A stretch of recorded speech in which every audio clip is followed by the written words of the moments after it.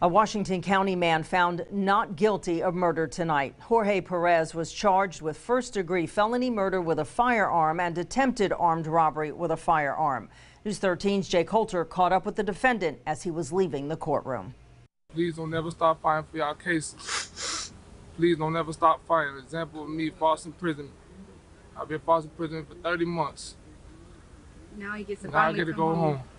On December 29, 2019, prosecutors allege Jorge Perez and 4 others descended on Ed Ross's Panama City Beach home to rob him. Ross was a known marijuana dealer and had a substantial amount in the house. A large duffel bag filled with bags of marijuana. It's approximately it and the vape pens, where I believe was between $5,000 and $6,000 street value.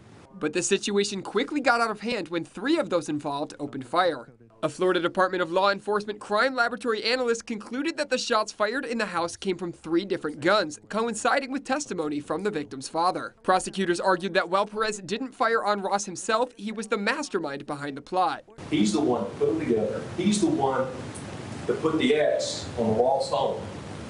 He's the one that put these guys together. He actually armed one. He needs to be held accountable. However, when pressed by the defense, investigators say there was no physical evidence at the scene that linked the crime to Jorge Perez.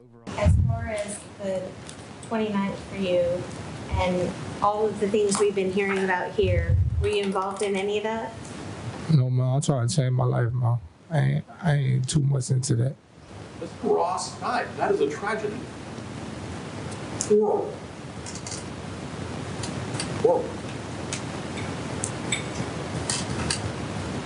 But it doesn't change the evidence here, or the lack of evidence against Mr.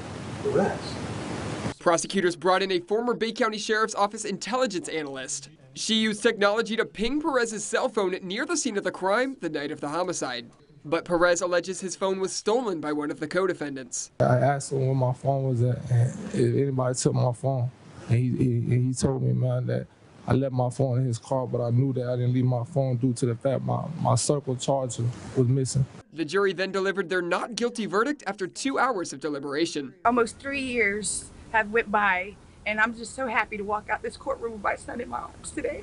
Jorge Perez walked out a free man. In Panama City, Jake Holter, News 13, Panhandle Strong. Perez was the second defendant to face trial in this case. A jury found co-conspirator Abel Ortiz guilty of first-degree murder back in April.